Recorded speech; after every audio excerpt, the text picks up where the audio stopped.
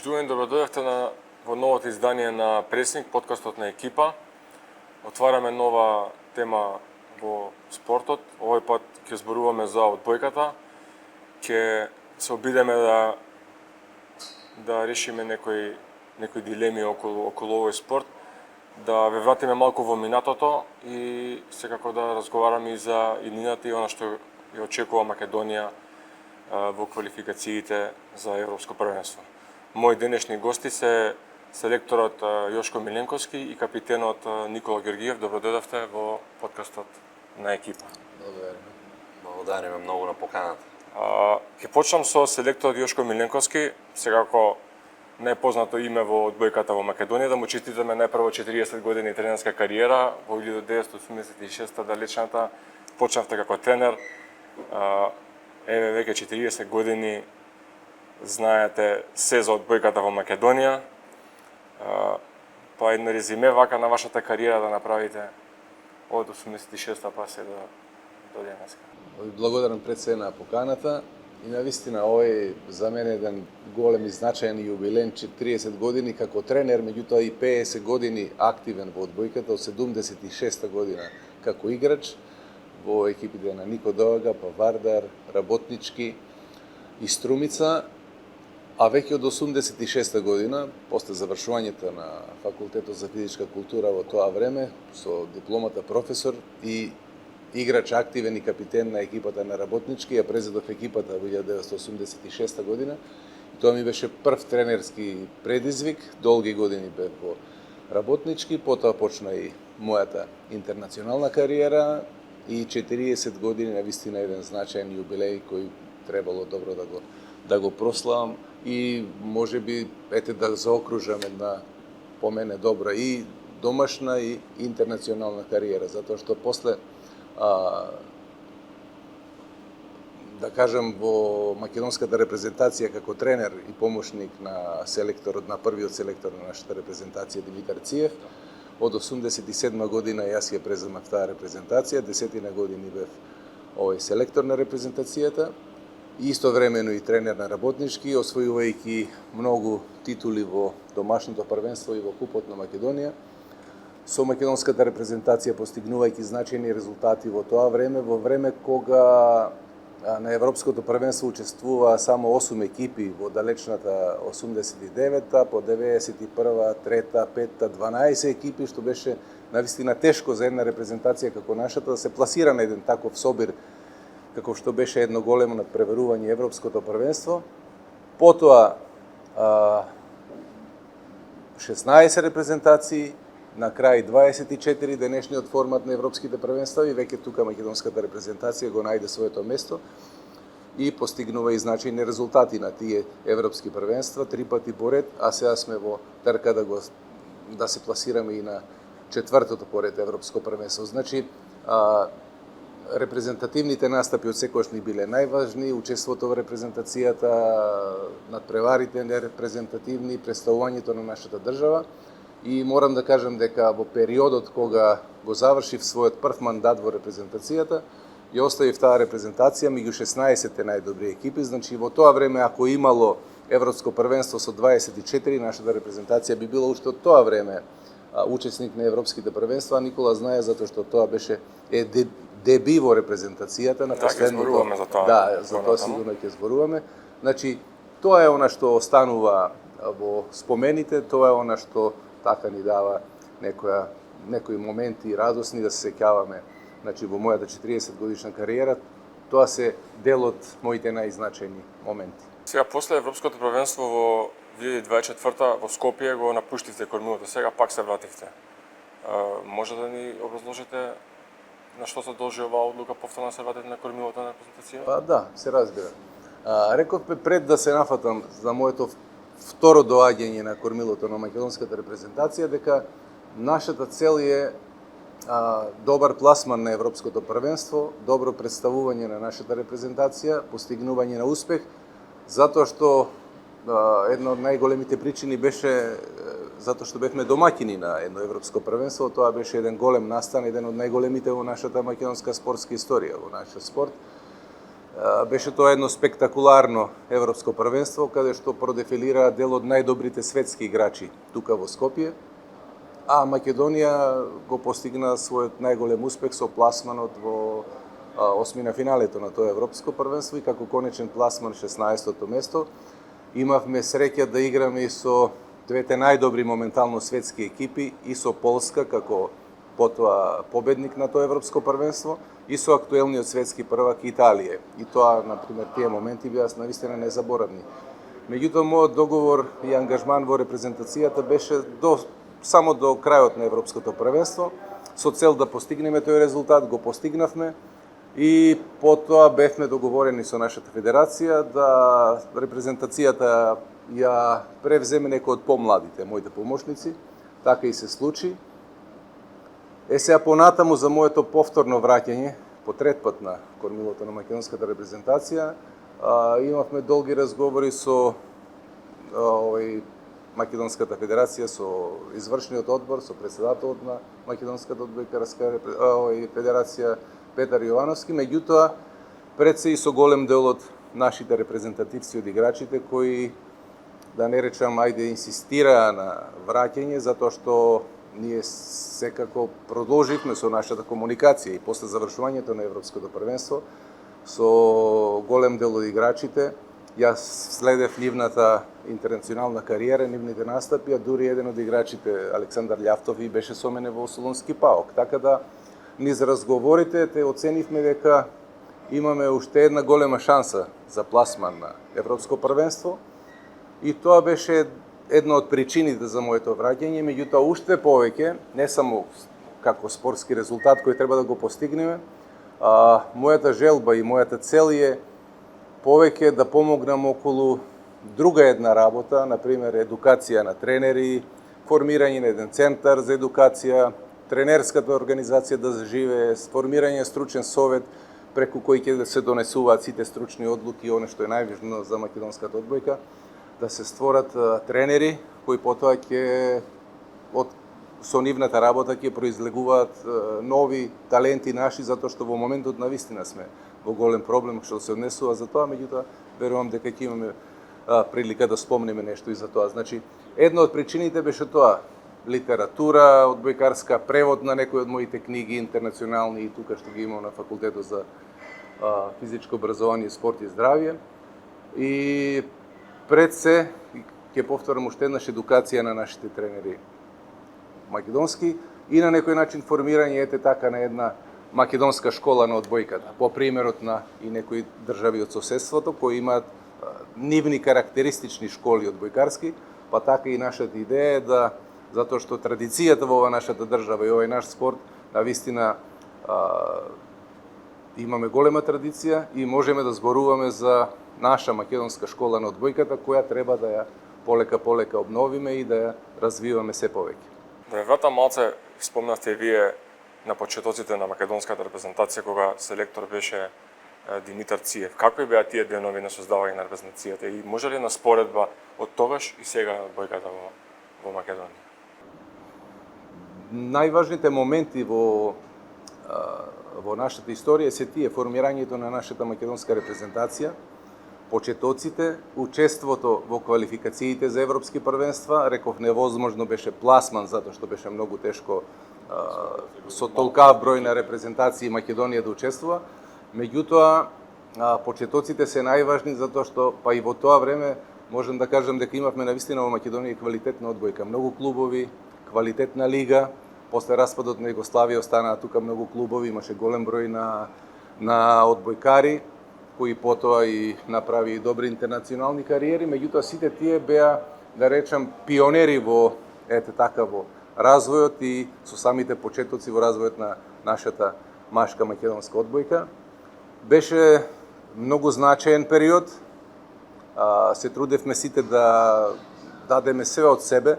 Учествувавме во првите квалификации за европско првенство, фактички тогаш учествувавме во предквалификации. 95-та година победивме Австрија како прв наш надпревар во Струмица во извонредна атмосфера пред полна сала со 3-0.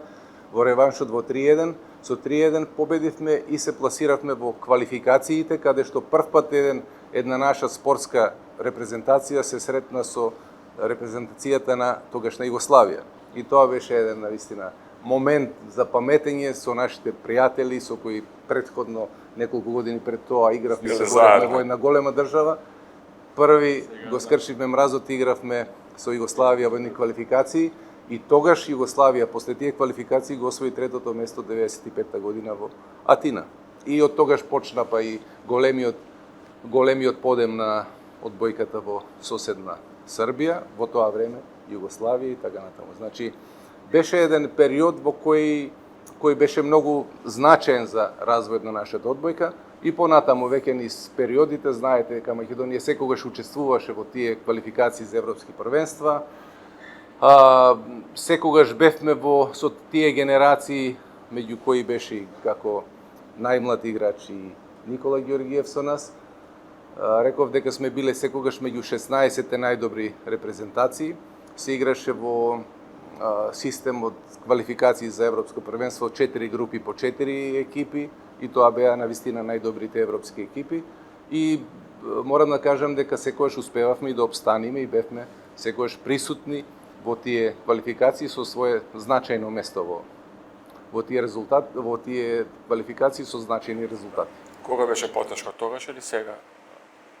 Да кажеме, вие велите дека сега има повеќе репрезентации учесницки, меѓутоа Да, меѓутоа квалитетот можам да кажам дека кога се помал број на репрезентации, навистина беше тешко да се игра со најквалитетните. Меѓу 16 репрезентации немаше слаба репрезентација.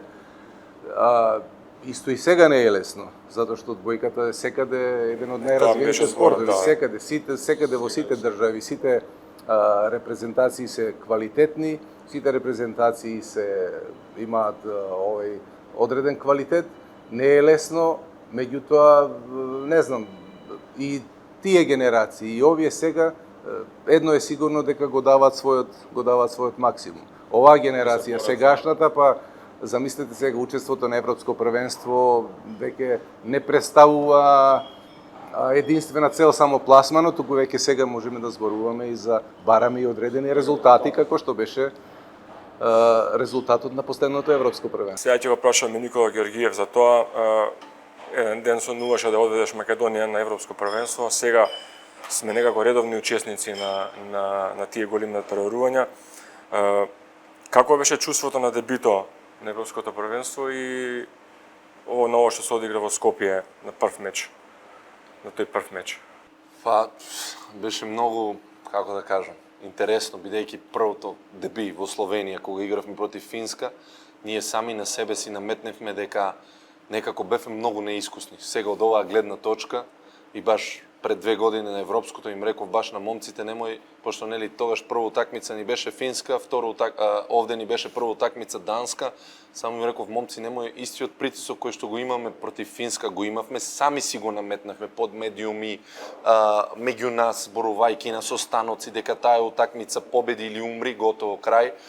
Дека не смееме тоа да го направиме против Данска, дека мораме да бидеме малку поискусни во изјавите за медиумите, исто така тоа посебно го напоменував дека не смееме, дека имаме после уште 4 утакмици и дека полека ние играме одбојка, не е дека прва утакмица фул притисок и готово. На жалост, баш таа разлика и ни помогна да се пласираме, да кажам, во Скопје на меѓу 16-те, а таму не успеавме да го издржиме притисокот. Јас сум и на второто исто не успеавме. Повторно ни беше Финска прв противник, повторно 3-1.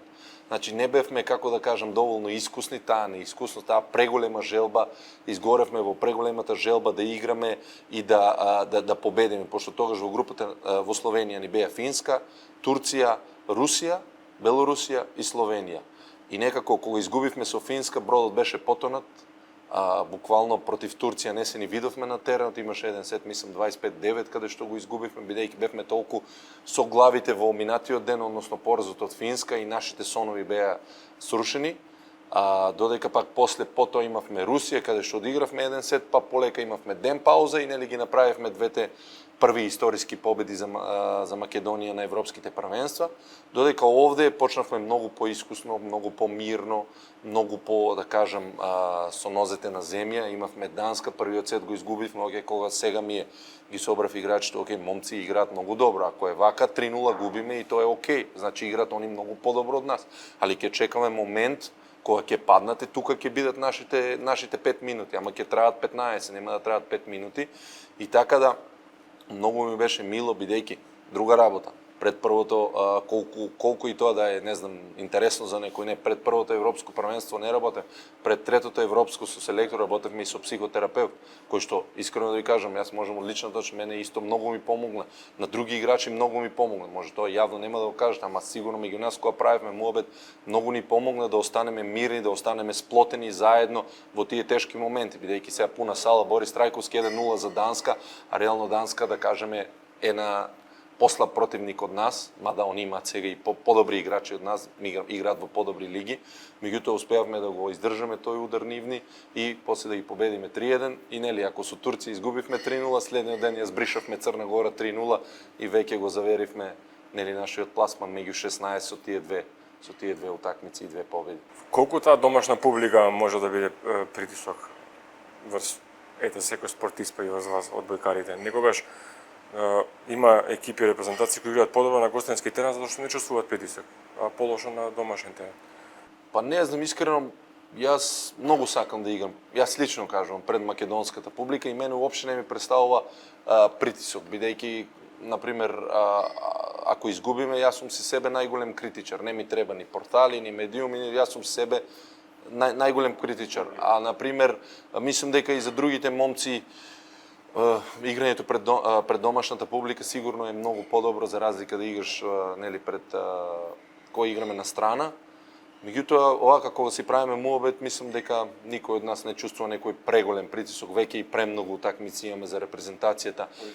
Многу пати сме играле во различни градови во државата, насекаде наидуваме на голема поддршка, што е нели многу среќа за нас, ни представува голема среќа, така да веќе сме навикнати на сето тоа.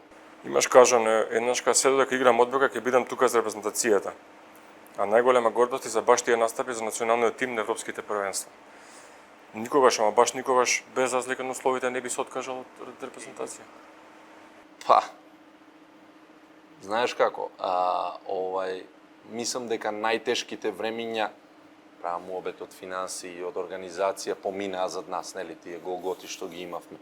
Мислам дека сега представува една убава работа пред нас, имаме одлична, да кажем, организација, полн стручен штаб, значи ние сме оделе со по 3 луѓе, прв тренер, втор тренер, масер, толку, на Final Four-ови, така да, сега имаме и статистичар, имаме 2 физиотерапевти, доктор, така да, 2 тренери, селекторот Јошко, така да од таа сали, знаеме кај тренираме, знаеме кај сме тренирали во време, кај што јас буквално се смејам дека сме ги шетале, сме станувале са бајле во 8-9 и денес имате тренинг во таа сала.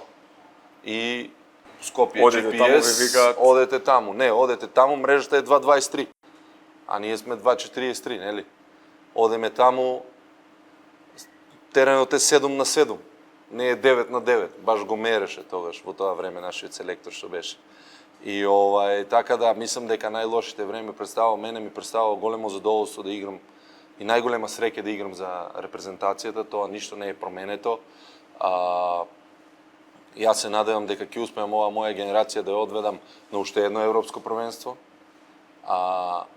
И дека тоа ќе биде, да кажам, и дека со тоа Македонија ќе постане еден константен учесник на европските првенства и подоцна, да кажам, ќе оставам репрезентацијата на моите другари, на помладите, на кои што нели светот останува и дека они ќе го имат вметнат во нив тој дух, дека нормална работа е Македонија да игра на европските првенства. Ќе го продолжа тој тренд. Сега малку за клупската одбојка. Вие бевте во работнички тогаш, салата во Градски парк беше преполна. Присуствуваше и тогашниот претседател Борис Трајковски. Може ли да ни кажете нешто да се сетите на времињата кога со работнички игравте на Final Four во Модена? Се сеќавате? Нормално дека се сеќавате. Секој ден резултат сите наши настапи, сите наши резултати се врежани нормално во моето памтење. Од првиот ден со работнички, исто така ова што го спомна Никола сега, пред се кога дојдов како тренер, барав пред се услови. Услови добри за да одбојкарите бидат задоволни во своите активности и да имаат можности за непречена работа. Што значи во тоа време услови?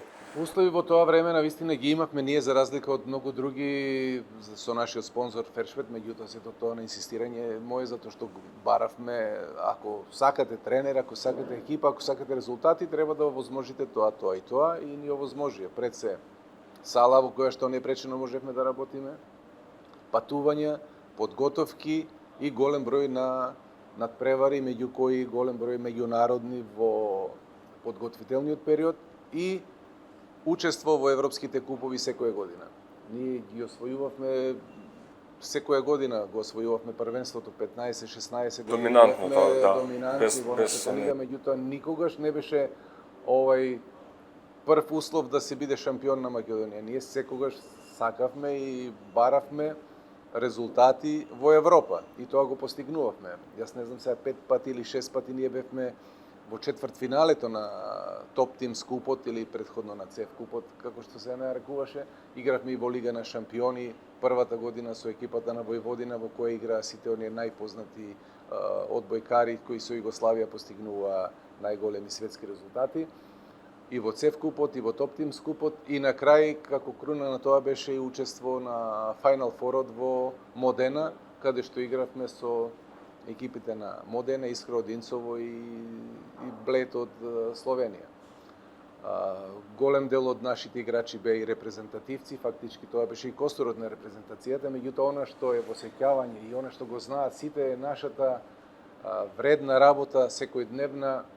Многу поминувавме часови, илјадници на тренинг. Имавме по 70 надпревари во текот на годината, што домашни, што меѓународни. И тоа беше фактички главната причина за нашите резултати. Ние во периодот кога игравме во европски купови, тоа беше во Скопје еуфорија и беше можда одбојката во тој период една во дечките спортови во нашата држава, каде што еден податок ќе ви кажам дека кога игравме за пласман на Final Four со екипата на Omniworld, претходно го победивме холандскиот шампион Пит Зомерс, каде што игра 4 олимписки шампиони од Холандија. Овде во Скопје имаше голема еуфорија, меѓу кои беше и нашиот поранешен председател Борис Трајковски, како што спомнавте, и многу други и политичари, и уметници, и музичари, и глумци, и не знам што.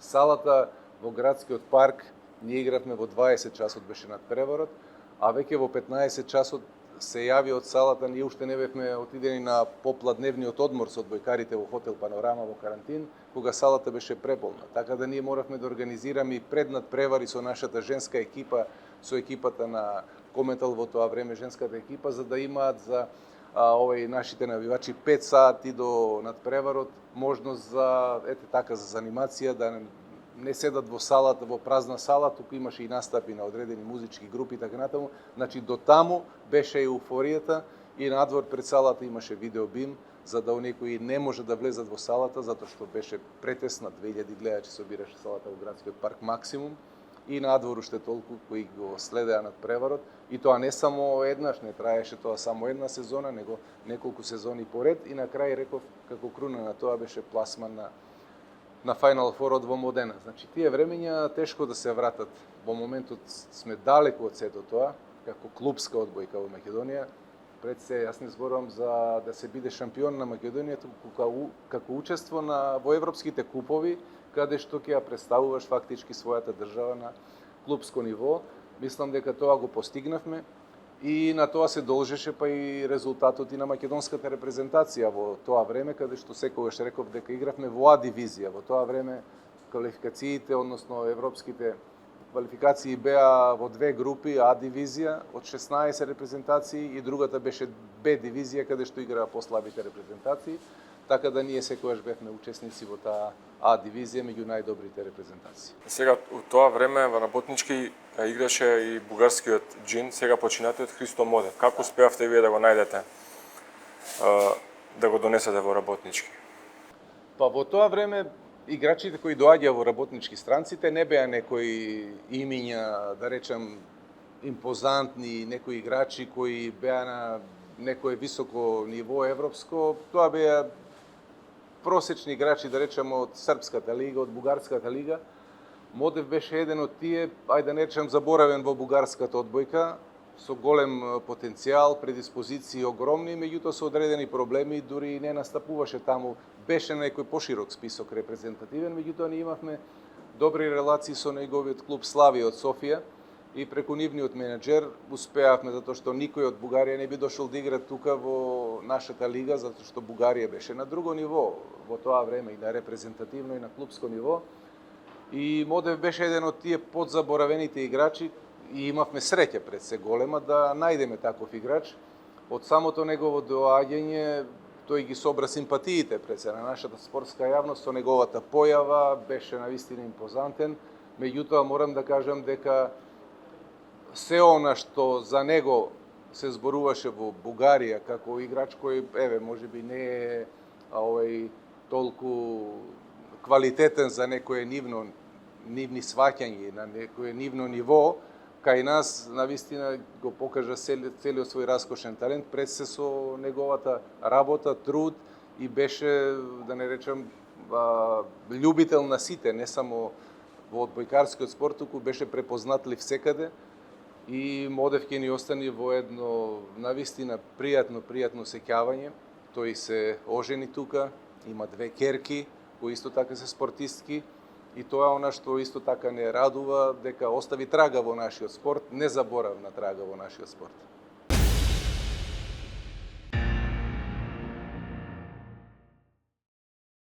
Никола Гергиев, ти дебютираше за македонската репрезентација на 17 години. Како беше примен во тоа време од соиграчите? И кој беше лидер на националниот тим во тоа време? Да, јас тогаш, тоа е значи мојот прв дебютантски настап, кој вчера да беше, 3.6.2005, јас немав уште 17 години, и тогаш фактички јас играв во Струмица. Меѓутоа во Струмица ние немавме толку озбилни тренинзи како што беше во репрезентацијата, и за мене представуваше големо задоволство и можеби и тука се роди тој инат во мене да успеам подоцна, нели, бидејќи јас тогаш бев втора година средно образование, бев вонредно, отидов намерно вонредно за да може да тренирам са бајле индивидуално, а навечер со екипата. И сега кога дојде повикот од селекторот, јас 16 години, спремен, бевме во Скопје, нон-стоп трениравме и едноставно у мене се роди големинат, да кажам. Со играчите одлично ме прифатија, иако беа, да кажам, доста поголеми од мене, повозрасни. Можеби најблиску тогаш до мене и со него најмногу се дружев беше Џоко Јосифов. Тој беше, уште тогаш беше, да кажам, во прва шесторка. И она што ми текнува сега е, знам дека баш на таа прва утакмица, мислам на цел тој турнир кој го имавме, Австрија, Шведска, Латвија, ги победивме со 3-0. Тогаш беше селектор Јошко Миленковски, помошен тренер Дејан Брџовиќ, покојни. И тогаш на тој турнир излезе Јовица Симовски. Значи Јовица Симовски, мислам дека пред тоа не беше играл во постава, селектор ако грешам нека ме исправи. Мислам дека тука во Скопје тој направи еден голем бум. Буквално беше MVP на турнирот и ние успеавме со тие сите 3 победи да направиме голем успех.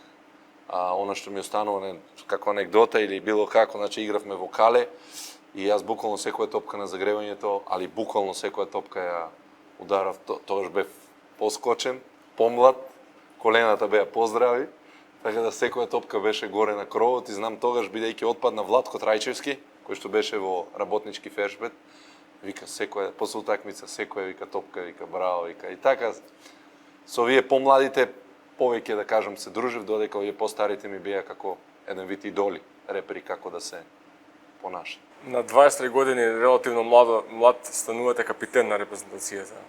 Колку е различен односот и посветеноста на младите играчи од тогаш и сега во репрезентација? Па да, јас, значи, станав капитен, игравме еден турнир во Штип, беше и некако првиот ден изгубивме од Израел и седнавме да разговараме, знам со овие постарите, јас пак бев меѓу помладите надвор бевме во хотелот и викам, момци, на оваа репрезентација и треба лидер. Значи некој лидер кој што ќе биде лидер на теренот и надвор од теренот. Значи некој кој што другите ќе го следат. Меѓутоа јас во оваа година тука јас не бев скроз прв коректор. Јас се менував со Јовица Симовски. Уште нели се менувавме уште, така да меѓутоа тој започнуваше, јас бев втор или па ја ќе започнам тој, така да они постарите па ајде ти биди лидер, знаеш, ајде ти биди лидер. Ја мислам дека они постарите отидоа разговараат тогаш со селекторот Александар Тасевски и ме стави мене капитен, јас немам никаков проблем со тоа и мислам дека од тогаш еве сега колку 14 години сум капитен. И јас немам проблем, мислам многу видите, за разлика од таа генерација, ова сега генерација момци помладите се малку помекани, како да кажам, помеки се малку. Мора малку другачи пристап да се има. Ако на пример кога јас сум бил млад, ќе ми рекле, не знам, иди напуни вода, иди истрчи 2 круга, намести мрежата, да почнеме тренингот, сега мора малку повеќе политика, по-дипломатски, по тоа, што не знам дали е правиот пат или не е, меѓутоа, нели, времињата се менуваат, с технологијата светот оди напред, така да 2025 сме, не сме 2005, инаку 2005 јас бев задолжен и за топки, и да избројам топки, и да ги зберам по градски парк, или каде се, да наместам мрежата, олабавиш мрежата, и било што, ако на некој му треба од постарите, не знам, оди купи ми од маркет, тогаш имаше македонски спорт, и така да јас бев задолжен за тие и со задоволство го правев. Сега кој го прави тоа? Го прави некој од бекарите или некој друг сега? Веќе се портали, имаме телефони. И не, уместење мрежа, бројање топки и такви работи. Тоа си има. И што помлади? Помладите. Така. Помладите исто се знае хиерархијата си постои. Спомна дека вие сте го повикале во репрезентација на 17 години. Што видовте кај него за да биде дел од националниот тим на толку млада возраст? Видов квалитет, видов карактер, видов победник, видов некој кој има голема иднина. А тоа го потврди, ајде ќе спомнам, надпревар помеѓу Работнички и Струмица, каде што ние бевме, не знам дали се сеќава, тој беше уште многу млад. Баш тогаш фактички го доби моето, ме освои со неговата игра, симпатии. Освои моите симпатии. Ние бевме навистина изразити фаворити на тој надпревар. Добро, имавме поголем дел од репрезентативците беа кај нас и игравме како и секоја година финале, а Струмица беше од втор план. Да не речам одсайдер, меѓутоа млада екипа во која тој одскокнуваше со својот квалитет. И ние двај успеавме да го победиме тој надпревар. Се играше во 3 добиени надпревари. Првиот го добивме во Скопје, па изгубивме во Струмица. И победивме во Скопје 2 и некако, дали пак изгубивме решавачкиот надпревар, после се сеќава помлад, сигурно повеќе, меѓутоа без разлика на резултатот беше многу тешко затоа што фактички играше сам против сите овие плејада на репрезентативци од другата страна и можеби тогаш ја заслужија титулата. Се радувавме како да сме освоиле Лига шампиони, ние во Работнички кои каде што имавме голем дел репрезентативци со целото наше искуство со сите освоени титули, прв пат наидовме на еден голем проблем, Никола Ѓоргиев, и од тогаш стана. А колку за репрезентативец, нека каже сега како било поточно за тоа што ќе кажете, а колку за вас представуваше тоа дополнителен мотив што селекторот вие противни, да кажеме, се докаже дека е него за да се наметнете да ве викне во репрезентација. Можда не се надевале дека тогаш ќе ве викне, меѓутоа во некое скоро иднешно време, тогаш, значи на 18-19 години. Не, мислам, не е дека било мотив, него едноставно таа желба за победа. Јас, например, и сега кој игравме и против Полска, знае селекторот, ја бев лют после утакмица, против Италија, ја бев лют. То сум јас, тоа не може никој да ми го земе. Кога ќе слегнат емоциите од сега гледна точка, јас сега гледам што сме направиле, дека сме биле тотални аутсайдери, меѓутоа од гледна точка на после утакмица, кога ќе изгубиме, јас не сум ни за разговор, ни за да ме чепкаш. Јас се повлекувам у соба и тоа е тоа, ме нема. А тогаш за таа баш интересна година, бидејќи таа беше моја последна година во Струмица, ја памтам многу убаво, бидејќи првата играше на 3 добини. Првата утакмица у Скопје 3-1 за нив. Зедовме сет, бевме срекни, као по пат, комбе, песни, музика и се од Струмица. Од Струмица они доаѓаат без Жарко Ристовски, капитен на репрезентацијата го свитка с глобот. го свитка зглобот. Не сакав да кажам да не речиш сега дека се вадиме Не, бе, на ја повреди. памтам такви работи, памтам. Но многу беше интересно бидејќи игравме во сала Партизан. Во сала Партизан, а ја нели сум втора година средно, Сабајле сам тренирам или кога Владо Милев, нели нашиот исто прославен репрезентативец, е поручек на школо, пошто он одеше редовно, јас и он трениравме Сабајле. Тренери Кире Ричлиев и Илија Караманов. Нека Бог го прости. И Сабајле кога бев сам со Илија Караманов, од кец во кец сервис, од кец во кец, ама може 100, 200 сервиси. И се сеќавам првиот сет 24-23 ја аз од кец до кец, третиот сет 28-27 ја па аз. И знам дека тогаш бевме многу среќни, 3-0 победивме, 1-1, третата пак во Струмица. Беше некако 1-2-2, две у Скопје. И Жаре доаѓа, Жаре свитка на ногата, ама игра. И се сеќавам 3-2, 14-13, лош прием, мене нешто Аце Митев со Чекич и ја умрежа. Некако од втора линија умрежа. И вие почнате да се радувате, многу онака, ја тажен, плачев, после утакмица, знам другар ми доаѓа ме теши, одеме у Скопје и сега очекуваме, нели? Меѓутоа пак се држиме. И 3-1 за нив. И знам дека после имаш у македонски спорт, селекторот Јошко вика, ова ни беше една од најтешките титули. И за нас тоа представуваше како голем, дека сме постигнале голема работа. И стварно тогаш таа екипа беше многу добра. И ја мислам дека во денешно време, сега ако играме во оваа лига, таа екипа на Струмица, мислам дека тешко некој да ја победи. Тешко некој да ја И победи. уште еден момент како ривали. Јас тренер на Будванска Ривиера, тој најдобар играч на Раднички Крагуевац.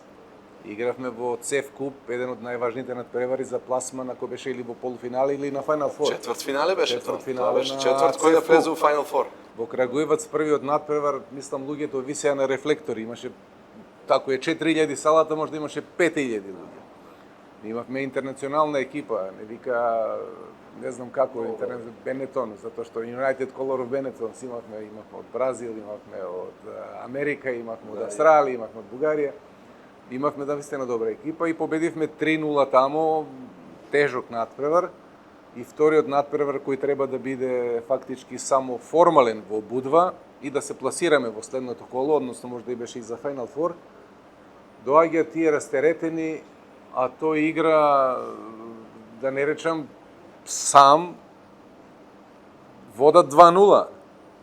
Ако не се лажам, 2-0 беше, едва успеавме да се пласираме пак заради него. Значи тоа беа два моменти каде што бевме како ривали, каде што ми направи наистина стресни ситуации. Меѓутоа после тоа во Турција по долги години заедно харавме низ целата турска лига со Фенербахче, со Галатасарај, со тие се моменти па уште повеќе кои ќе ги памтиме и кои не се заборават. Одлично. Никола беше дел од националниот тим кога беше тешко наистина да се биде одбојкар. Го добивте прекар од спартанци поради истајноста и поради сите проблеми кои ги имавте со тие патувања, со, како што спомна и сам, ноѓење на сали и такви работи.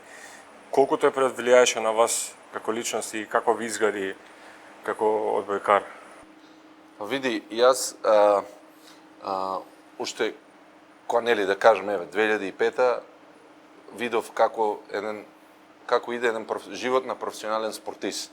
Колку голем тогаш беше Кале полна, ние кога победивме по 3-0. Јас влегував на сервис, селекторот ме пушеше на сервис. И некако во мене се роди таа желба, едноставно македонската одбојка да се чуе, да биде нешто повеќе, да биде некако.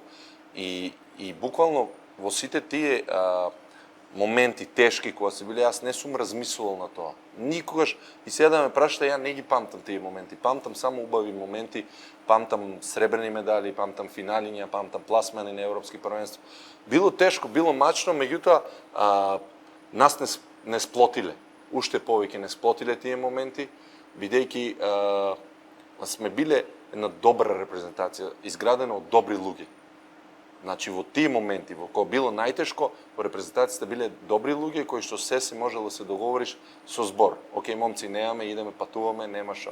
Например, пред првиот Final Four ние игравме во Полска, победивме 2, треба да се чека Словенија, Грција, јас се слушам со Винчич, што игравме заедно, во Мили Пианго кај селекторот и му викам како, вика идеме да ги победиме. Меѓутоа на Словенија не и треба утакмицата. Значи првата и треба, втората не и треба. И победуваат двете и ние фактички добиваме дека одиме на Final Four. И седнуваме со луѓето од федерација, момци, нема убав конекција, убав лет нема за таму за Валсбург кај што треба, мора со автобус. Океј, нема, тогаш само мислиш на тоа, стигаме таму аутсайдери. Естонија не тепаше два пати 3-0, 3-1. Играм против нив 3-0. Во тие моменти на среќата и нема крај. Значи тие моменти се нешто што се сеќаваш, така да јас се сеќавам само на убавите моменти, а ова па имало Љавтов правил сендвичи, па сендвичот го сечеме, ти дај салама, ти дај кашкавал, ајде земи колку, имало све. Па на пат за Полска има и видеа, фудбал играме, шева правиме тука да се малку. Можеш малку да ни објасниш тука нешто повеќе? Па интересно, интересно беше бидејќи со автобус, да, бидејќи кај Ниш климата ни откажа, климата ни откажа и се станавме и тогаш јас се нели капитен, добро, лошо, мораш да се малку и искараш понекогаш, нели, ако не би викам ако не луѓе да се враќаме назад од владата, нека ни обезбедат авион да одеме, не знам, не може вака се, ние репрезентација, па имам јас слики на iPad-от, голи сме сите, музика кој слушам, многу се смешни, сликите се многу смешни. И ги чувам. Меѓутоа, ајде успеавме некако да ја облажеме работата. Чекавме таму еден двор, таму е таа легендарната слика, сите сликани до пола голи спартанци таму излезе. Чекавме Фреон ли да се напомни, што му се случи, не знам. И отидовме, како се вика, за Полска. Стигнавме буквално многу касно, нешто направивме еден тренинг, нешто чисто овака, утредента сабајле тренинг, и вечер утакмица со Естонија. Меѓутоа нашата цел беше ајде да пробаме пак Полска да ја победиме, да земеме бронзен медал.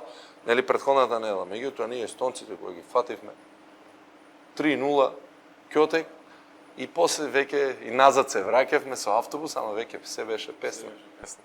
За еден месец 8000 километри со автобус, тренинзи на паркинзи. Од кај најавте таа сила да излезете и да победите? Па бевме решени да од бојката и наетот пред се и бевме решени од бојката да се чуе, да се знае за нас, да оставиме као генерација печат во македонскиот спорт, во историјата на македонскиот спорт и мислам дека успеавме со тоа. И вие имате едно спартанско патување од Белгород до Харков со авион. Можете да ни објасните што се случуваше? Да, и тоа се незаборавни моменти. Да, ние игравме со екипата на Белгород, актуелен шампион на тоа беше фактички Лига шампиони. Нашата екипа како шампион на Македонија учествувавме во Лига шампиони и игравме дали беше прво или второ коло со екипата на Белгород, каде што игра плејада од руски репрезентативци, најдобри во тоа време на светот преку резултатите во руската репрезентација. Самото патување тргна лошо затоа што пред Белград имаше магла, авионот не можеше да се спушти, после 3 пати не успеа, па се врати во Ниш. Па од Ниш со автобус, тоа беше стресно за некои од нашите играчи и членови стручен штаб. Навистина има стрес од патување со авион и тоа беше едно така стресно искуство за сите и не беше баш пријатно. Следниот ден патувавме за Москва и бидејќи од едниот аеродром од Шереметиево до Домодедово имаше да се патува околу 2-3 часа со автобус, авионот требаше да полета за Белгород, меѓутоа за Белгород летаа помали авиони, околу 20-30 на патници. И јасно беше дека ќе закасниме на тоа патување, па се увавме во нашата федерација, па тие во Руската федерација и не чекаа, замислете, патниците таму стрпливо, русите какви се читаа книга, седат во чекалните на тој аеродром беше навистина ладно, немаше грејење, немаше ништо. Кога ги дадовме торбите да се мери тежината, ги мереа со тие за деца од прво одделение математика, се не знам како се викаат тие за броење некои такви за математика. Добро, излеговме со автобусот без светло, ладно, на рачките да се фатиш, смрзнува раката. Авионот во снегот не може да го најдат, кружевме околу аеродромот да го најдат авионот. И кога се најде авионот, влеговме внатре, исто без светло, ладно. Јас кај што седев имаше дури и вода на мене на рамото, беа влажен. Чекаме да дојдат пилотите, влегуваат двајца тројца со шубари, со крзна, влегува во кабината, пробува да го запали еднаш, два пати, три пати, не пали. Третиот, четвртиот пат запали, тргна. И тоа беше страшно искуство, невидено. Стигнавме во Белгород, а за враќање сега, дали да мислиме на утакмицата или како ќе се враќаме назад, ајде, влеговме во еден авион пак за назад, Белгород-Москва, на пистата трча еден човек, мафта на пилотот застанува авионот, влегува внатре, немаше место и со стоење на раз со книга го помина патот од Белгород до Москва. Значи, тоа тие руски авиони и руски системи, многу патници, меѓутоа нас како искуство едно така незаборавно, јас не знам тој податок кај го најдовте, меѓутоа од тоа време беше нешто што се прераскажуваше долго. Сега уште да се вратиме на репрезентацијата. Овој состав беше дел од Медитеранските игри во 2018 година, но тогаш неочекувано бевте вратени назад по одлука на МОК. Може да ни кажете што се случи? Значи, на МОК соопштенијата беше поради недисциплина, недолично, неодговорно несување, манифестирано во Медитеранското село. Ние седевме, значи, нашата зграда, односно зградата на нашите спортисти, македонци, беше тука некаде, близко до базенот. Јас као капитен и као одговорен човек, кој што се сметам, завршивме нашите утакмици. Нашите утакмици ги завршивме. Беше крај. Таму, за разлика од Алжир, беше полиберално и можеше да се земат, да кажеме, по некое пивце да се напиеме. Се собравме сите, цела репрезентација, чак имаше и луѓе од другите репрезентации, македонски, правомовет, од другите спортови, седнавме и си пиевме. Значи, опуштено 2-3 пива, толку. Муабет си правевме, знаете, као еден спортист кој ќе заврши сезона, од стрес да излезе, седнавме и муабет, тогаш се случуваат најубави моменти, се разговара, се смее, се ова. Во тие моменти, таму, на таа, да кажам, вечера, не е вечера, него седенка, беше присутен и член на МОК, односно нашиот председател Петар Јовановски. Седиме и си пееме. Имаше GBL, имаше музика, но не беше многу гласно. Во еден момент, во 10 часот, дојде представник на Египет и ни рече, ве молам да намалите музиката. Јас као капитен реков, гаси музика, крај, завршуваме.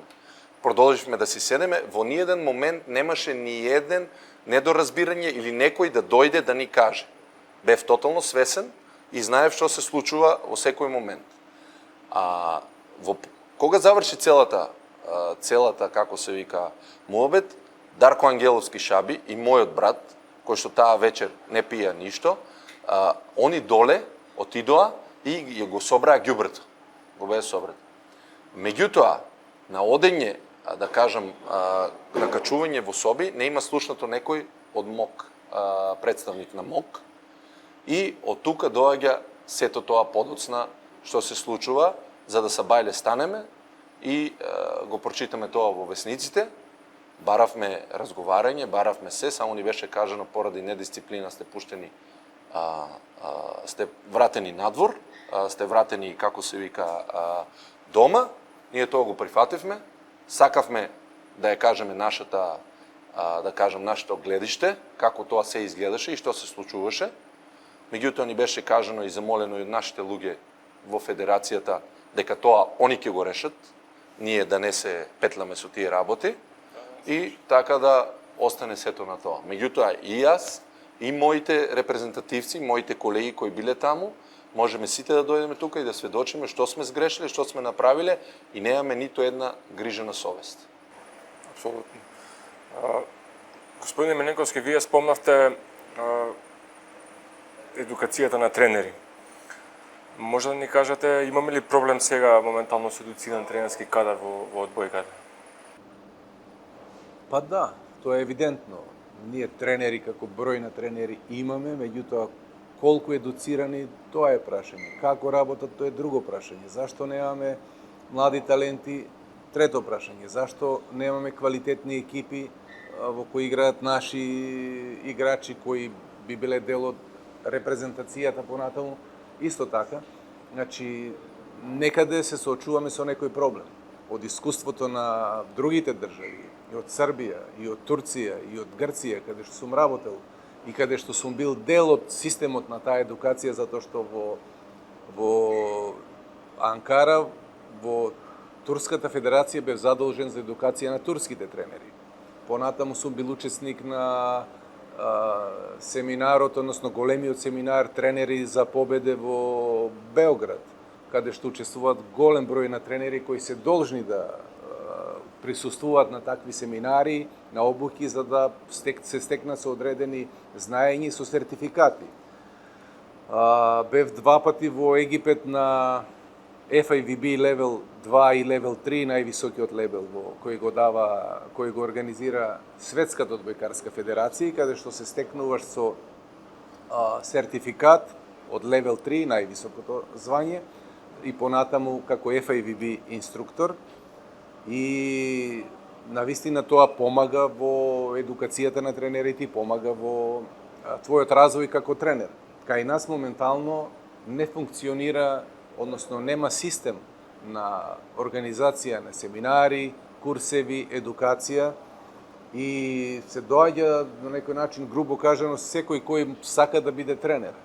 Тренер без едукација, тренер без образование, во најмала рака диплома од факултет за физичко образование, спорт и здравје, понатаму член на тренерска организација кој ќе посетува одредени курсови, преку кој ќе го збогатува своето знаење и ќе се стекне со одреден сертификат да може да седи на клупа во екипа од прва лига, во Суперлига, втора лига, младински категории. Значи тоа е систем кој овозможува добивање, стекнување со дипломи, да бидеш во одреден ранг во одбојкарските лиги како тренер на одредени екипи или, да не речам, дел од одбојкарските репрезентации на нашата федерација, од најмладите и машки и женски до сениорската репрезентација. Значи тоа е она што недостасува, и сега морам критички тоа да го кажам, ние во моментов немаме голем број на тренери кои можат да одговорат на сето ова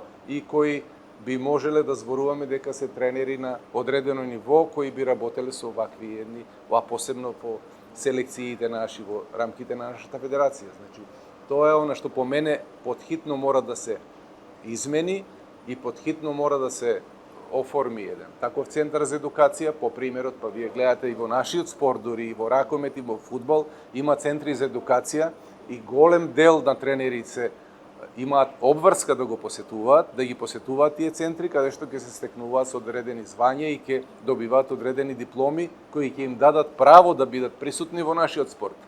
Тоа е она што во одбојката моментално го немаме и нешто што мораме да го воведеме. Ти мислите дека може тоа да се поведе? Па, еден од условите за моето враќање тука е тоа, затоа што јас не би се вратил. Јас сум тренер кој пред се барам услови за да моите играчи бидат задоволни, за да јас можам со нив да работам во еден тренажен процес нормално, со задоволни играчи кои ќе бидат на нивото на она што јас го барам како тренер, и барам од сите клубови каде што сум бил и од нашата федерација да го нема ово искуство спартанско, него моето доаѓање беше тука со услов, ако створиме услови да играчите ги добијат потребните услови, тогаш можеме да зборуваме за мое враќање на репрезентацијата и вториот пат и третиот пат, и сега истото го барав. Значи, пред се услови за играчите. За тренерите исто така мораме, затоа што условот кој го поставив е, јас од оваа целата работа немам некој афинитет за што ми треба афирмација или некој бенефит или нешто. Условот беше да до август, до квалификациите за европското, да помогнеме да се пласираме на уште едно европско првенство, па некој помлад или федерацијата си најде подолгорочно решение на таа позиција, а мојата улога тука би била токму во ова. Значи да створиме систем со кој ќе едуцираме тренери кои понатаму ќе произведуваат играчи и ќе нашата репрезентација да има од каде да ги црпи тие таленти за да може да постигнува резултати. Тоа е основното во нашиот спорт. Господин Миленковски спомна што и недостасува на македонската одбојка. Вие како играч што мислите, што и недостасува на македонската одбојка моментално? Клупската одбојка е на ниско ниво во моментов. Никако чувствувате дека е малку како спорт е потценет во овој момент одбојката? Па да, нажалост е така. Иако јас, нели, доста долги години сум на страна, гледам сега дека, например, квалитетот на млади деца кои што доаѓаат во репрезентацијата, се јас така го гледам. Клубско оваа година имав прв пат време да погледам финалето, бидејќи порано нели играв повеќе плей-оф и доаѓав многу касно право за репрезентацијата и само од разговори со моите, да кажам, репрезентативци што играат овде, дознавам што се случува. Меѓутоа, кога ќе видите имате друга слика, можев малку да погледам финалето и да видам што се случува. И гледам од репрезентацијата машка кој што, например, кој доаѓаат тие млади таленти, например, се ако 2005 квалитетот мој со кој што сум јас влегол во репрезентацијата бил на едно ниво, сега за да влезеш во машката сениорска репрезентација може 4-5 пониско. Класи пониско за да влезеш. И по тоа гледам дека на жалост машката одбојка не се движи во, да кажам, во добра насока. Можем да кажем дека финалето беше одлично, Струмица и Штип. Веќе имаме две екипи кои што одлично играат. Да кажем, Струмица имаше 3 странци, Штип имаше 3 странци. Може би, не знам се, тоа пак е, не сум толку ни размислувал, ако се намали на 2 странци, па повеќе да играат македонски играчи, може ќе биде некако подобро и повеќе македонски играчи ќе играат, бидејќи само ние, например, јас, ако селектор има 50 години, јас имам 25 години сениорска репрезентација. Јас од 6-то оделение влегол во сениорска одбојка. Значи 2000-та сезона, 2001 ја влегол во сениорска. И тогаш лигата беше некако многу потешка да се игра. Ние одевме на утакмици во Лешок, Лирија, Шкендија. Не знаеш ти, нема шанса да победиш скоро. А ние, да кажем, вице шампиони со Струмица. Тоа беа одлични утакмици за развивање. Значи, кој имаше работнички, после Вардар направи одлична екипа. Значи имаше 6-7 екипи, стварно ти треба ептен да се помачиш за да победиш. А сега, например, кога разговарам со нив, ги гледам, например, пред утакмица, 3-0. 3-0. И едино останува Струмица Штип. И се тие деца како ќе напредуваат? Како ако немаш утакмици? Например, ја тогаш во тие години сум имал утакмици со сериозни екипи, сериозни играчи, да кажем, може не биле толку сериозни, но биле добри, подковани, технички, добри играчи, квалитетни, знаат да играат со блок-аут, пргави играчи, да те научат нешто кога ќе одиш дома, да размислуваш зашто ти направи вака блок-аут, зашто ти извади, зашто те насамари, после ти да пробаш тоа да го направиш. А сега некако се останува Струмица Штип и цела сезона се чека Струмица Штип. И толку е, на жалост. И затоа јас се надевам дека за до година еве ќе дојдат уште 1, 2, 3 екипи, што повеќе има ривалитет, тоа повеќе, бидејќи веќе во Струмица има една генерација, јас знам, бидејќи со Владо разговаравме и со другите, има една генерација која што доста може да биде добра. Да кажам, Струмица има некои пионери, кадети, младинци, некои микс, стварно момци високи, тенки, јас ги гледам по Струмица, кога одам на утакмици и кога шетам по градот, многу убаво се градење, сега на нив останува да го направат. И се надевам дека и другите градови ќе го следат тоа и дека ќе успеат да извадат бар 3-4 играчи за да можеме да ја подигнеме уште повеќе машката одбојка. И сега, летово се вративте вие во Струмица, барем на кратко. Може да ни кажете како се случи тоа? Одбивте многу понуди за да се вратите? Да, па тоа се случи овака. Се тргна, јас бев 3 години во АЦХ. Напунив 36 години и моите менаџери ме наведо на тоа дека Никола, ајмо да пробамо Дубај, Катар или Саудиска Арабија. За мене, исто така како родител, во кој што детето сега од септември почува на школа и ќе оди на школа во Струмица, и односно ќе бидеме сега разделени, пошто јас потпишав и ќе играм на страна следната година. Сакавме, исто така со сопругата се договоривме, ајде да споиме задоволство и спорт, па да пробаме некаде или Доха, или да кажам Дубај, кој што беа, или Саудиска Арабија, кој што беа, да кажам, пикот кај што би сакале. Така да јас во март, април, така убаво си ги одбивав понудите, бидејќи Никола е спремен таму. Во ланската сезона исто дека играв во АЦХ Александар Љавтов кој што играше во Дубај, Вал Васел ми се јави, овде бараат коректор, дали би сакал да дојдеш на сред сезона, викам не, јас сум одговорен човек, јас не сакам, значи ако сум дал збор на некои луѓе, јас тоа си го почитувам, па колку сака нека е подобро финансиски, помалку, колку сака нека ме чини, јас сум дал збор, и мојот збор е толку, за мене е закон.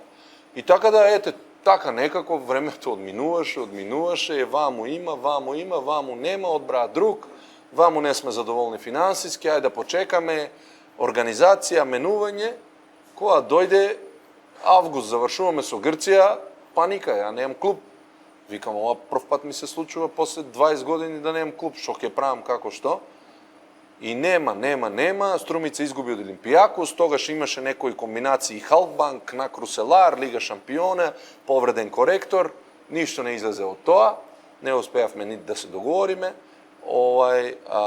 и они губат Олимпијакос, идат на Капошвар, Струмица никогаш не победила, односно не победила, него не поминала круг во европските надпреварувања. Сите мене ме знаете многу добро дека јас многу ја сакам Македонија, многу ја сакам Струмица и сите градови внатре, така да викам нема проблем, се што може ја ќе помогнам, дојде Аце Љавтов, дојде Владо, брат ми, така да успеавме да се тоа да одиграме.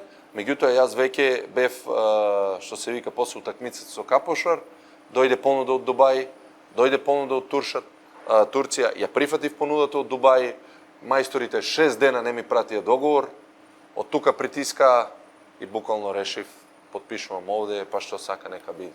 Така да, така беше на кратко, така да лекцијата е научена и сега да те прашам, работи. пред крајот на кариерата, размислуваш една сезона да одиграш тука и да прекине тој сеир од твоите суиграчи од репрезентацијата дека 17 години дека си без освоена титула во македонското првенство, со оглед на тоа дека од 17-та година си веќе замина во странство. Порано многу сакав. Многу. И тоа ми беше цел. Како минува времето, се помалку сакам, ќе ти образложам зашто, бидејќи јас сум многу посветен играч.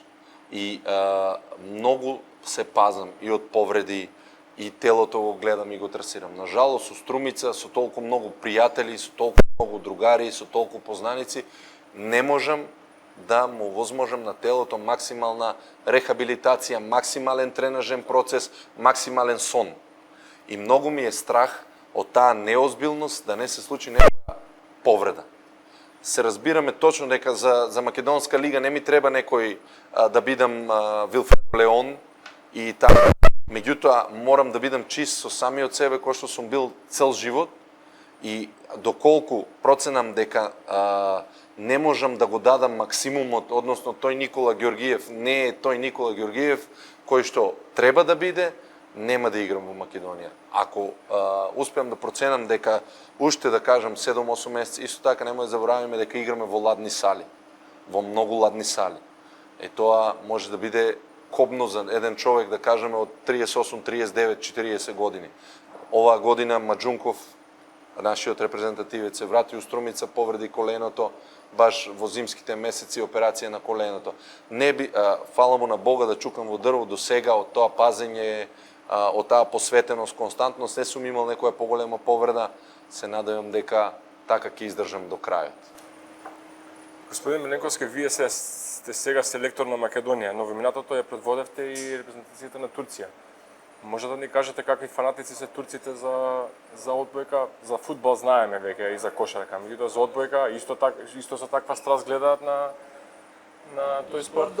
Некако фудбалот и кошарката, меѓутоа секоја дерби средба на клубско ниво, големите клубови, Зират Банк, затоа што бев и во Зират Банк 2 години тренер во една од најдоорганизираните турски екипи, која ова година го освои ЦЕФ купот и во кој што играат плејада светски имења, најдобри светски одбојкари. Во турската репрезентација, кога игра Турција, се разбира дека има голем број на гледачи, по 5, по 6, по 7.000 гледачи и атмосферата е навистина прекрасна.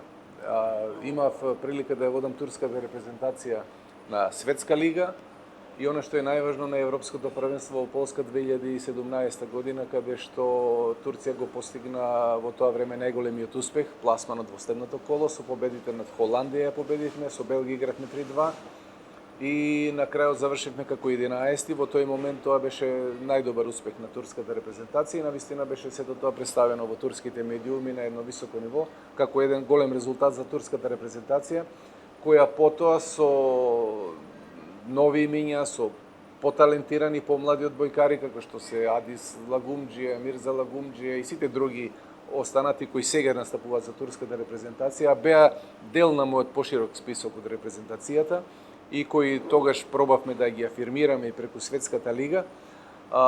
Сега Турција е на едно уште повисоко ниво и кога ги игра овие репрезентативни надпревари, навистина е тоа една прекрасна атмосфера со многу гледачи. Меѓутоа, реков, сепак клубското ниво па уште повеќе изразено, затоа што Фенербахче, Галатасарај имаат голем број на навивачи секаде каде што настапуваат и во Истанбул, и во Анкара, и во Измир. И задоволството е со Никола многу пати игравме против тие екипи, дури на свој домашен терен во Анкара, каде што тие имаа поголем број на навијачи. А како куриозитет, со екипата на Зират Банк игравме финале на ЦЕФ купот во Анкара против екипата на Белгород, каде што имаше 7 до 8 илјади гледачи во салата. И тоа беше, можеби, и круна на мојата клубска кариера со екипата на Зират Банк, едно финале на ЦЕФ купот против екипа во кој истиот тој Белгород кој игравме против Работнички со 4 олимписки шампиони од руската репрезентација. И тие се моменти кои нормално остануваат во сеќавање и на репрезентативно и на клубско ниво. Сега вие соработувавте со Курек, одбојкарот, кој беше светски шампион со Полска и MVP на светското првенство. Може да ни кажете каков играч и како човек е Курек? Таа година екипата на Зират Банк проба да собере нешто што е најдобро во светот на одбојката. Курек беше еден од тие одбојкари кои беше наша желба и кој Зират Банк успеа да го доведе во своите редови. За жал, во текот на сезоната имаше одредени повреди, не ја одигра таа сезона од почетокот докато не ја играше, меѓутоа што е најкарактеристично, играше на друга позиција, не играше на неговата основна позиција како коректор, него играше на позицијата примач, што малку го поремети, нормално не може да го даде својот максимум и на почетокот имавме одредени проблеми, меѓутоа како одминуваше лигата, потоа и во европските надпревари стигнавме до самата завршница.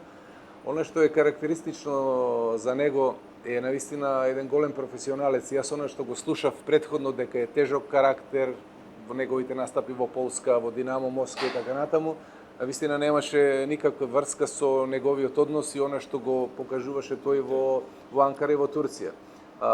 Тренинзите беше милина да се гледа и соработката со него ми остави длабоки впечатоци. Овде се сретнавме многу срдечно со неговото доаѓање во Скопје на Европското првенство. Ние со Курек успеавме да направиме една добра сезона и впрочем тој после сезоната во Зират Банк го играше светското првенство со Полска, го освоија првенството и беше MVP на тоа првенство, па мислам дека можам нескромно да кажам дека дел од мојата работа преку мојот тренажен процес на преварите кои ги играше му помогнаа да биде избран за најдобар одбојкар на светот. Навистина. А постои некој одбојкар со кој што сте имале проблеми во соработката, нешто несогласување, некои такви работи во вашата долга кариера? Постои, се разбира, постои. Не може да во толкава кариера да не постои. Може некој да издвоите вака конкретно, специфично? Па да, можам исто така еден од најдобрите светски одбојкари беше Калиберда, Денис Калиберда, кој беше прогласен на тоа европско првенство во Полска за MVP меѓу примачите, најдобар примач на европското првенство. Го доведовме во нашата екипа во Зират Банк, меѓутоа не се задржа долго, на пола сезона моравме да го менуваме со уште еден врвен одбојкар како што беше Олег Антонов, кој со италијанска репрезентација беше вице шампион на Олимпијадата во Бразил. Со Калиберда не се најдовме со нашите сваќања за одбојката, не лично јас, туку беше тежок карактер и во односот со другите, повеќе со своите соиграчи, со соиграчите отколку со мене како тренер, и јасно е дека јас застанав во одбрана повеќе на другите играчи, затоа што повеќето играчи, кога не можат да соработуваат, за разлика од Курек, Конарски, Антонов, каде што имавме перфектни односи и во самата екипа, со него не беше релацијата баш како што треба пријатна и одлучивме да го смениме на пола сезона. Значи, тоа е она што ми останало во сеќавање. Еден играч, например, од врвен квалитет, со кој не најдовме заеднички јазик и мораше да се разделим. Значи не секогаш тука е квалитетот игра. Па не секогаш. Карактерот, например, карактерот е, според мене, кога бирам играчи, кога би можел да бирам играчи, сепак би одбрал играч кој е карактерен, кој има добри релации со своите соиграчи, кој ќе придонесе за добра атмосфера во тимот. Сепак е тоа поважно отколку еден играч кој е на високо ниво, врвно ниво, а нема однос добар со играчите и фактички ја ремети самата атмосфера, и тоа е еден голем предуслов за постигнување на лоши резултати. Имавте ли вие проблем сега во водењето на ПАОК во Грција? Како македонец сега да кажам, знаеме какви се релациите меѓу Македонија и Грција. Никако, ете тоа може да го потврди нашиот Љавтов, кој беше оваа година и беше еден од најценетите одбојкари, беше многу пати избран и за MVP на надпреварите и кој носи позитивни спомени од Грчката лига, пред се од ПАОК и нашите навијачи кои важат за едни од најватрените во самата Грчка лига, затоа што кога играме дерби средбина, вистина е спектакуларно да се присуствува во ПАОК арената. Јас сум таму подолго време веќе, 3 цели сезони, постигнавме добри резултати, освојувавме и одредени трофеи и сум многу почитуван. Тоа може да се види од сите надписи во сите грчки портали, од изјавите, од интервјуата, од телевизиските настапи, од самите надпревари, каде што навистина и сум доста ценет и почитуван и посакуван, и не случајно сум 4-та година поред на ПАОК, кој некогаш знаели да смени по 2-3 тренери во текот на сезоната. А сега, ако некој се задржи 4 години во една екипа, карактеристична за грчкиот спорт, знаете како е во грчкиот спорт, значи се работи за нешто што со добри релации, добри врски, почитување и нормално со квалитет кој се бара секаде во спортот. Вие, Георгиев, сте биле во Јапонија, во Азија. Што може да ни кажете за нивниот менталитет на јапонците таму? Колку е поразличен од? Па тотално се е поразлично. Се е тотално поразлично. И јас кога играв таму, 3 години, имаше по еден странец во екипа. Имаше 8 екипи, значи 8 странци. Додека сега Јапонија се отвара, сега има по 2 странци, 10 екипи, лигата стана професионална. Јас кога бев, да ви кажам како беше мојата екипа, немаше професионалец. Мојата екипа се викаше Тора Јароус, потоа се викаше Сакај Блейзерс, две. Да кажеме, Тора Јароус е компанија. И сите играчи прво потпишуваат договор со компанијата и играат за Тора Јароус. Кога ќе заврши неговиот договор, а тоа го одлучува само тренерот, значи само тренерот ти вика ти завршуваш, ти имаш загарантирано вработено место во компанијата и ти ќе работиш таму до пензија. Со што се занимава таа компанија? Сега заборавив искрено ти кажам, ама е многу позната. Има и во Европа и не е само една дејност, него има и повеќе дејности. Ама заборавив, тоа ми кажува, ама се заборавив беше. Ама е голема компанија и се работи за многу, значи прави муавет за голем, не знам, многу финансиски, многу јак. И они се работници. Значи и во Јапонија времето е закон. Времето е бројен. Таму денот почнува многу порано, да кажеме 5-6 сите се будни и покажуваш голема почит кон тренерот ако стигнеш пола сат, 40 минути пред тренингот и почнуваш да работиш нешто. Не е битно што теретана, сала, топка, стомачни, грбни, склекови. Стигаш на тренингот, имаш цела папка со документи, лист и си запишуваш како спиеш, оценка, колку кила имаш се мериш, како се чувствуваш денес и каде те боли, го имаш телото, да заокружиш. Така. Тренингот почнува да кажеме од 9, имаш теретана или да кажеме сала, после тоа остануваш да покажеш на тренерот дека ти си те интересира од бојката, дека сакаш да напредуваш. Тренерот не ти дава вежби, тренерот само стои и те гледа.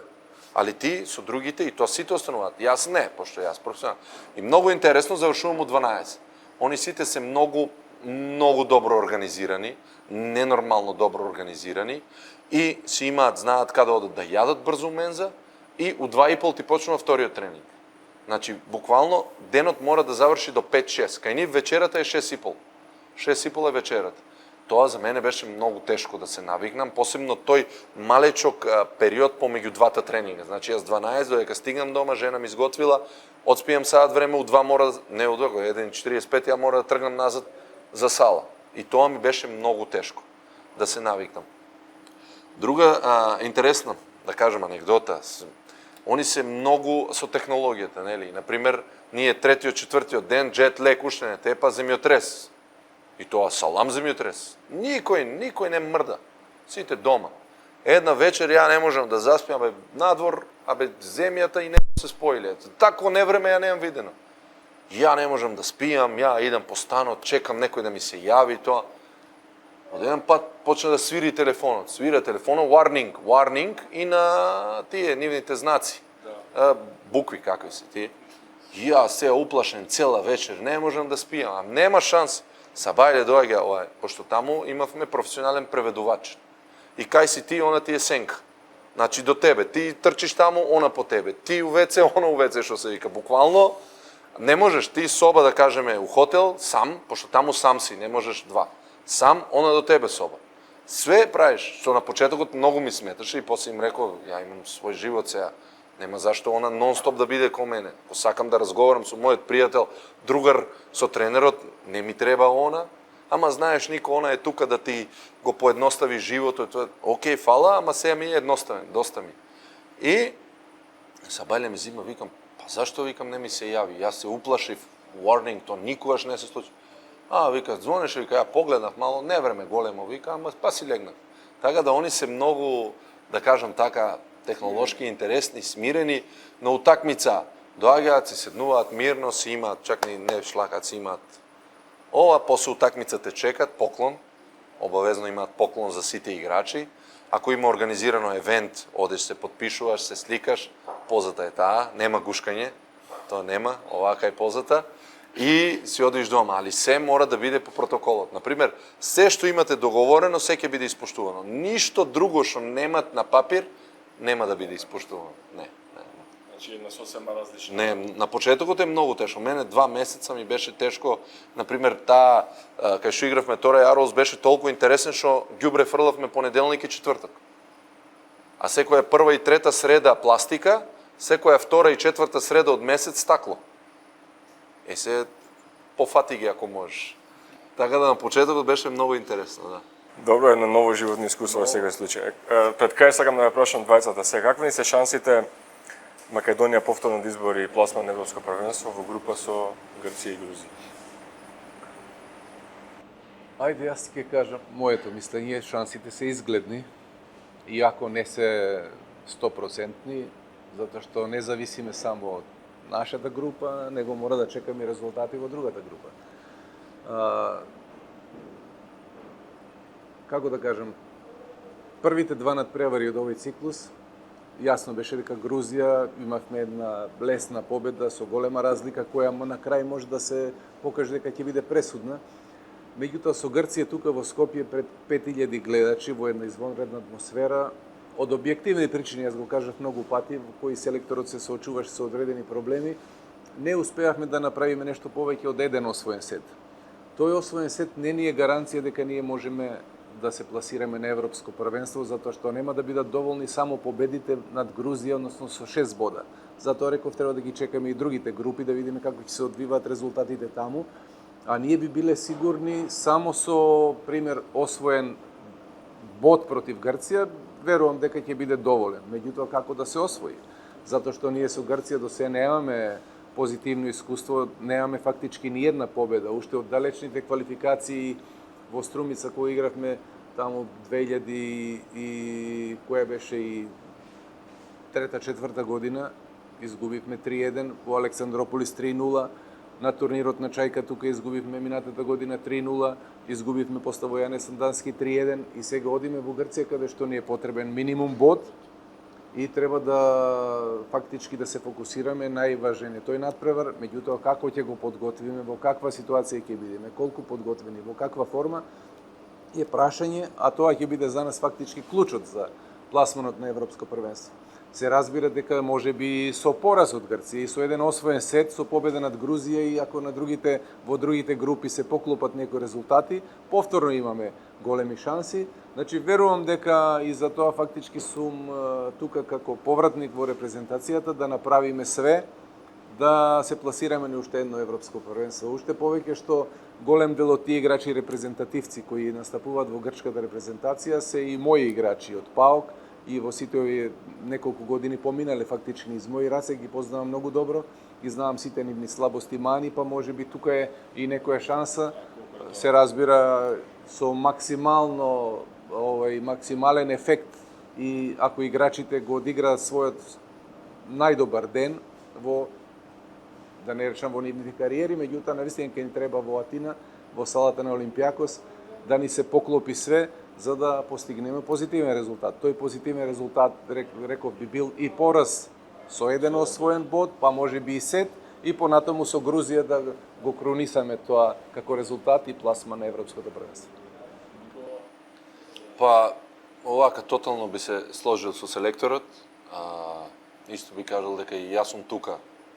Нели многу, да кажем, познанеци, пријатели, другари, зошто веќе, што ќе ти е таа репрезентација, се докажа, дај одмори лето, биди со фамилија, оно, меѓутоа не, има тај инат, го има во мене и сакам да одам на уште едно европско првенство, бидејќи и тоа е останува и наследство, како што реков, и за младите момци, да им влеземе во ДНК-та, дека Македонија треба, кој што ракометот прави чуда, нели, би сакал да им честитам за новиот пласман, и кој што не горде и радост, би сакал ние да бидеме втор ракомет, кој што на светско теско да се пласираме, бидејќи таму иде по ранкинг, не идат квалификации, него иде по ранкинг, бар на европско да бидеме стелни учесници.